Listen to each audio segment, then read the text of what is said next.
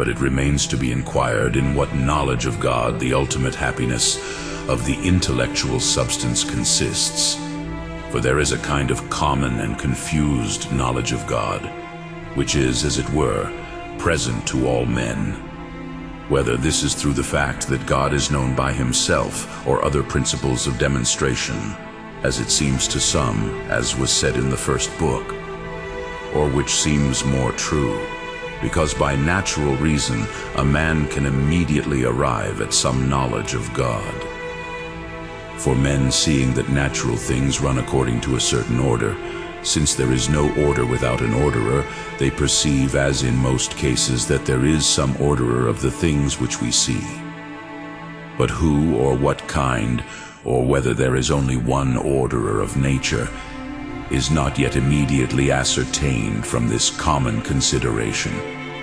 As when we see a man moved and doing other things, we perceive that it contains a certain cause of these operations which is not present in other things, and we call this cause the soul, not yet knowing what the soul is, if it is a body, or in what manner it accomplishes the aforesaid operations. But it is not possible for this knowledge of God to be sufficient for happiness. For a successful operation must be without failure. But this knowledge is a mixture of many errors, for some believed that there was no other orderer of worldly things than the heavenly bodies, whence they said that the heavenly bodies were gods. Some, however, further the elements themselves and what is generated from them, as if valuing the natural motions and operations which they have, not that they are in them by another orderer, but that they are ordered differently by them.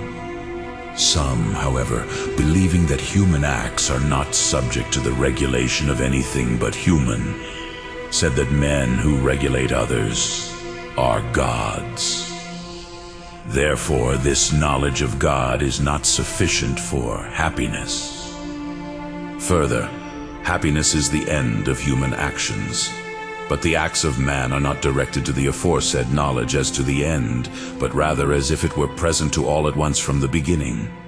Therefore, happiness does not consist in this knowledge of God.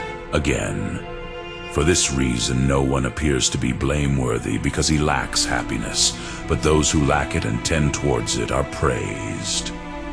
From the fact that someone lacks the aforesaid knowledge of God, it appears to be most blameworthy. For by this the stupidity of man is most marked, because he does not perceive such clear signs of God, as if he were considered a fool who, seeing a man, did not understand that he had a soul. Whence it is also said in the psalm, "The fool said in his heart, there is no God." Therefore this knowledge of God is not sufficient for happiness. Further, the knowledge which we have of a thing only in general, and not according to something peculiar to itself, is very imperfect, just as the knowledge which we would have of a man from the fact that he is moved. For it is this kind of knowledge by which a thing is known only in potential, for their own power is contained in the commons. But happiness is a perfect operation, and the highest good of man must be according to what he actually is, and not according to what he is merely in power. For power has the aspect of good through perfect act. Therefore the prior knowledge of God is not sufficient for our happiness.